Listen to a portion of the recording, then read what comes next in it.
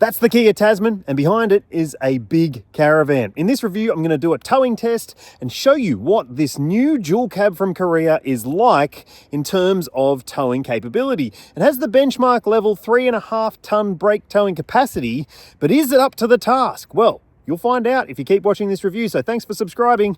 Let's get to it.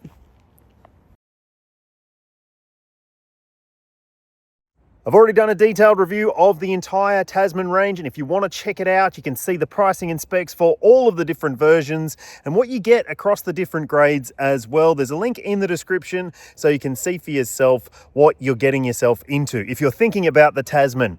Now, let's talk about this engine because, well, the thing about the Tasman range is you get the same engine across the entire lineup. So let's have a look at it. Under the bonnet of the Kia Tasman is a 2.2 litre 4-cylinder turbo diesel engine. Now the outputs, they're lower than lots of the rivals. You'll see them on your screen now, and that could be enough for making you think, well, geez, I don't know about that. Compared to some of the other utes, they are low, but I'll show you what this engine is like in action shortly. It comes as standard with an 8-speed automatic transmission, and this one has 4-wheel drive with a 4A setting, so you can leave it in 4-wheel drive on sealed surfaces, and well, you'll have better traction and better capability in a lot more situations than some of the other utes out there with selectable 4-wheel drive systems that don't have that permanent 4-wheel drive capability. All right, let's talk about weights and capacities and size this machine up, shall we?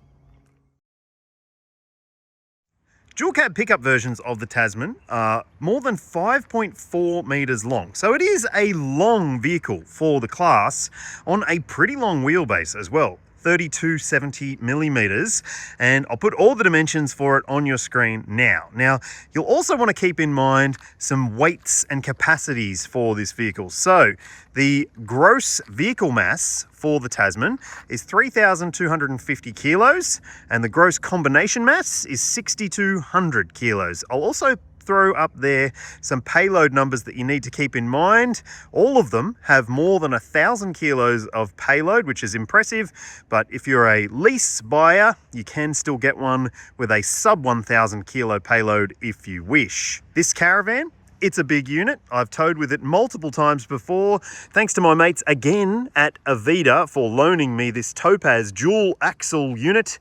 It is large and it weighs in, as tested, at about 3.2 tons. So it should be a lot to ask of the Tasman's 4-cylinder engine, but enough talk.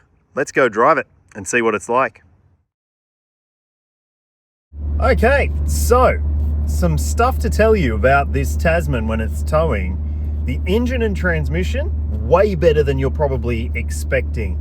They have done an exceptional job of gearing this to be able to tow something so large. Remember, this is 3.2 tons, and still with a small engine with relatively small capacity, and also small power and torque outputs compared to lots of the others out there.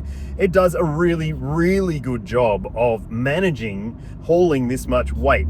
Look, a 2.2 litre with 150-ish and 440-ish, not gonna set your world on fire, I don't think. But the fact of the matter is that the capability that's been tuned into this engine and this 8-speed automatic transmission is really impressive. Like, it's so much more logical in the way that it behaves and manages the powertrain, the engine and the transmission in terms of allowing you to just be in that peak torque zone when you need to be.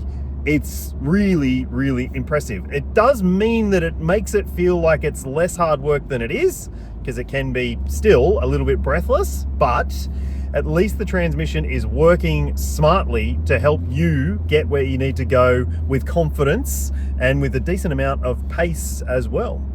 So just pulled up at a traffic light. Let's see what it's like to take away from a standstill. Yeah, you do get a bit of noise, but it's clever in the way that it upshifts sort of exactly when you think it should. It doesn't hold the gears too long at lower speeds, and it feels like you've got that turbo diesel thrust that you need when you need it. So yeah, impressive in terms of the powertrain, no doubt about that.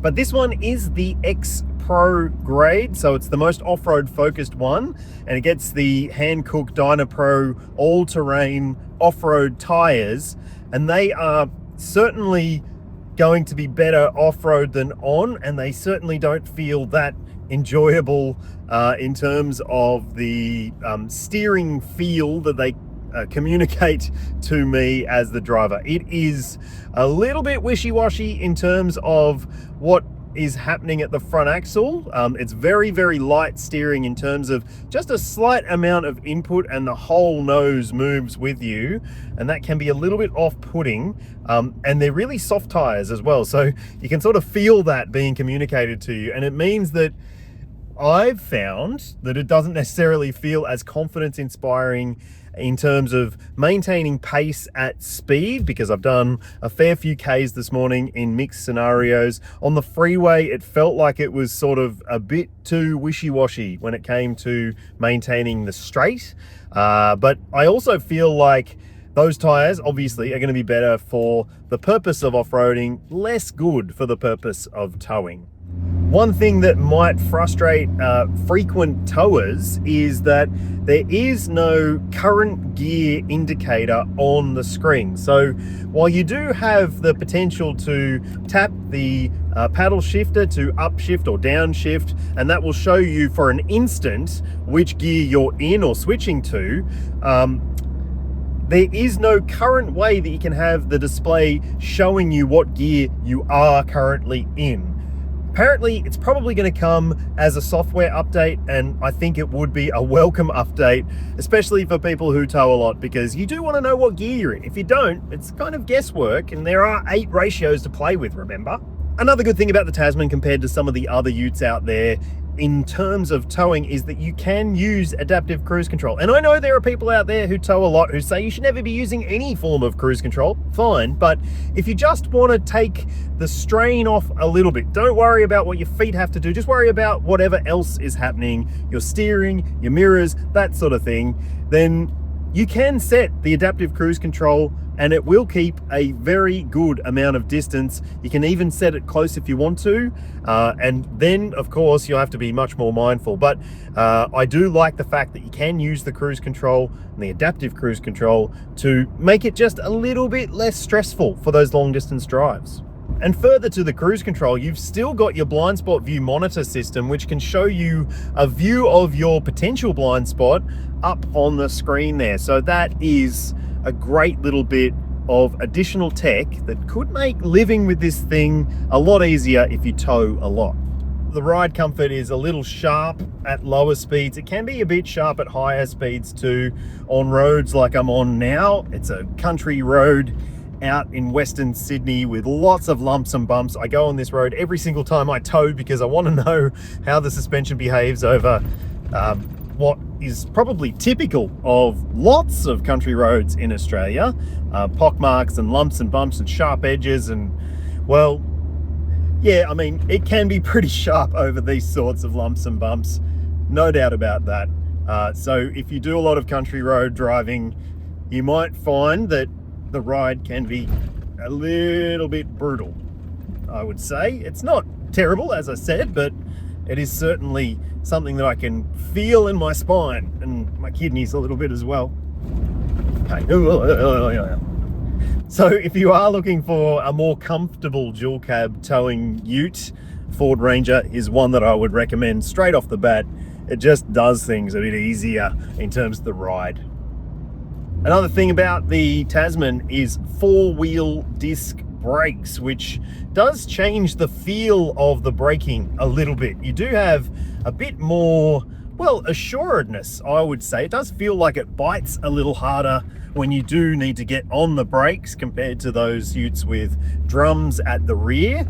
And another great plus about the Kia Tasman is you get an electronic brake controller as standard across the range. Doesn't cost you any extra. It's built in down here next to the driver's knee, so you can quickly adjust the gain, or you can do it on screen if you wish.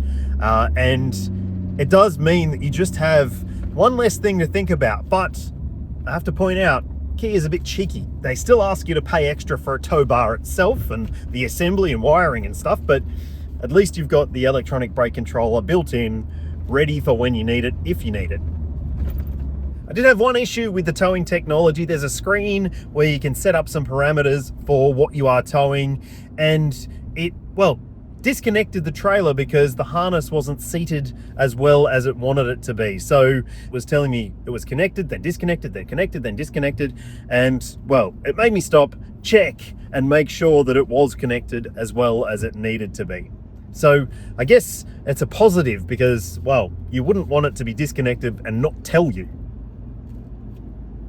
Okay, on your screen, you'll see the official combined cycle fuel consumption figure for this grade of Tasman. And you're never going to see something like that when you are towing something like this. But if you're wondering what I've seen over my towing test loop, which has been a mix of different roads, country roads like this terrible one I'm driving on right now, but also highway and freeway and some stop-start urban driving too. So a good mix of the sort of stuff that you might actually end up doing. Well, you'll see on screen what I've achieved according to the trip computer, and I have found that the trip computer in the Tasman is pretty honest. So if you can achieve that kind of figure doing this kind of towing, I reckon you'll be pretty happy with that because it's lower than some of the others I've tested, that's for sure.